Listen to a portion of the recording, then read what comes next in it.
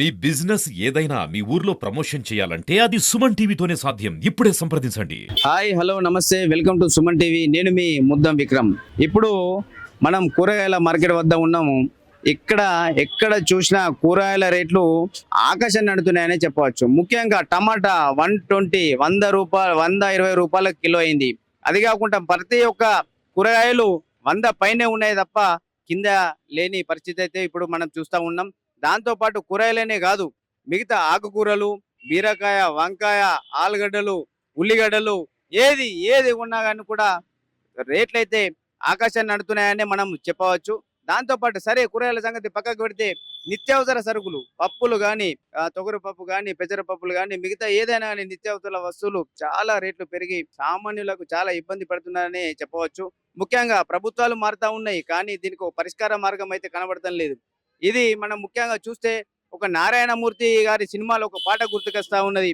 ఏం కొనేటట్టు లేము, ఏం తినేటట్టు లేము, నాగులో నాగులా ఎట్లా బతికేదిరా అన్నట్టు ఒక సాంగ్ కూడా ఉన్నది. ఇప్పుడు సామాన్య ప్రజల వాయిస్ కూడా అదే ఉన్నది. ఎందుకంటే ఎక్కడ చూసినా పెరిగిన రేట్ల వల్ల జీవనం బతుకు జీవుడా అంటూ సాగుతా ఉన్నది. ఇప్పుడు ఈ పెరిగిన రేట్లపై ఇక్కడ ఉన్న జనాలకి మనం ఒకసారి అడిగి వాళ్ళ స్పందన ఏందో తెలుసుకుందాం.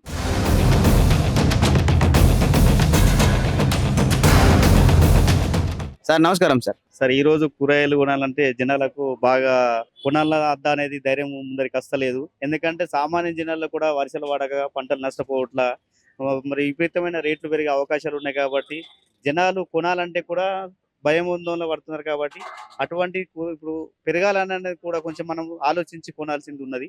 పప్పు కానీ, వంకాయ కానీ, కూరగాయలు ఇక రకరకాల కూరగాయలు కూడా, దాంతో పాటు ఎగ్స్ కూడా తినాలన్నా కూడా చాలా రేట్లు పెరిగినాయి.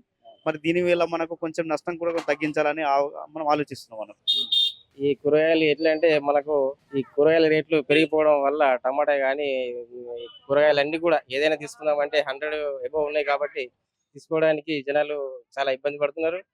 మన దగ్గర పండించే రైతులకు కనీసం వాటర్ కూడా లేకపోవడం వల్ల వాళ్ళు వ్యవసాయం పండించి కూరగాయలు పండించలేకపోతున్నారు.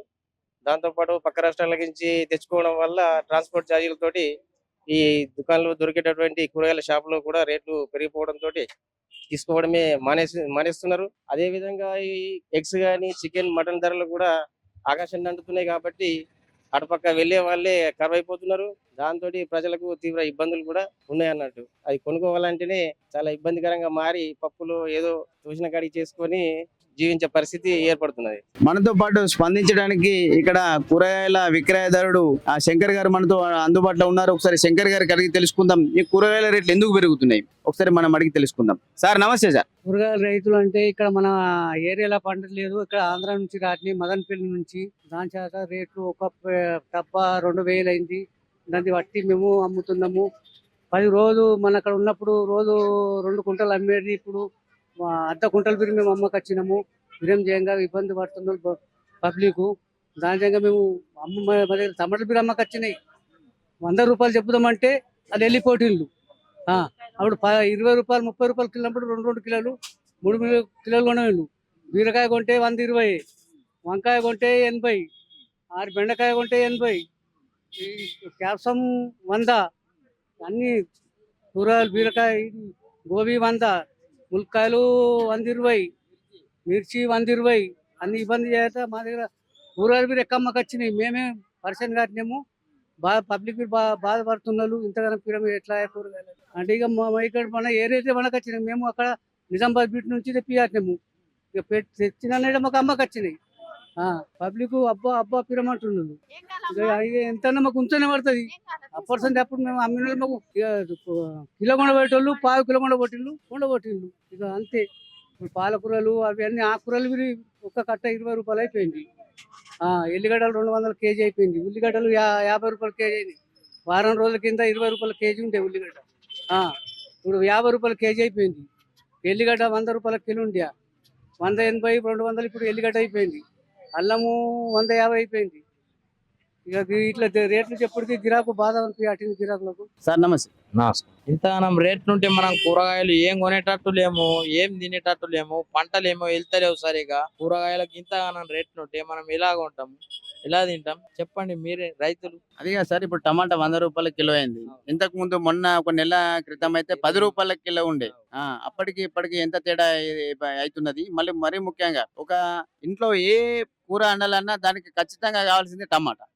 టమాటా ఉంటేనే మిగతా అన్ని అది మనకు ఏదైనా కూర మనం చేసుకోవడానికి ఉంటది. ఈ ట- మహారాష్ట్రకి నచ్చుట్లా బాగా రేట్లుగా అవుతున్నాయి ఇక్కడ మనక్కడ పండించుడు లేక మహారాష్ట్రకి నచ్చుడికి బాగా రేట్లు అవుతున్నాయి అంతా. సార్ చెప్పేది ఏంటంటే ఇక్కడ పండించే దిగుబడి తగ్గిపోయింది కాబట్టి వేరే రాష్ట్రాల నుంచి ఇక్కడికి తెస్తా ఉన్నారు కాబట్టి దానికి ట్రాన్స్పోర్టేషన్ ఛార్జ్ అవన్నీ కలిపి ఇక్కడ టమాటా అనేది 100 పైన దాటిందని చెప్తా ఉన్నారు. అసలు ఏం కొనేటట్లేదు తినేటట్లేదు అని చెప్పేసి చెప్తా ఉన్నాడు. సార్ దీంతో పాటు ఇప్పుడు చూసుకుంటే బయట పప్పులు, ఉప్పులు, నూనె ఇవన్నీ పెరిగినాయి. దానిపై మీ స్పందన ఏంటి? ఇప్పుడు ఇంతకు ముందు కందిపప్పు 100-120 రూపాయల కిలో ఉండే, ఇప్పుడు 180 అయింది. అట్లాగే ఇంకా వేరే కూడా ఎన్నో పెరిగినాయి రేట్లు. దానిపైన మీ స్పందన ఏంది? అవి అన్ని కూడా బాగానే పెరుగుతున్నాయి, అన్ని తక్కువ కావాలని మా కోరిక అంతే. అయితే ఏంటి సార్, ఇంతకు ముందు ప్రభుత్వాలు మారుతా ఉన్నాయి. ఇప్పుడు సెంట్రల్ లో కానీ స్టేట్ లో కానీ ప్రభుత్వాలు మారుతా ఉన్నాయి. కానీ ఈ నిత్యావసర సరుకుల ధరలు మాత్రం అసలే మారడం లేదని చెప్పేసి సామాన్య ప్రజలు అంటా ఉన్నారు. దానిపై మీ స్పందన ఏంటి? లేకుంటే మనం బతకలేము, మనం తినలేము.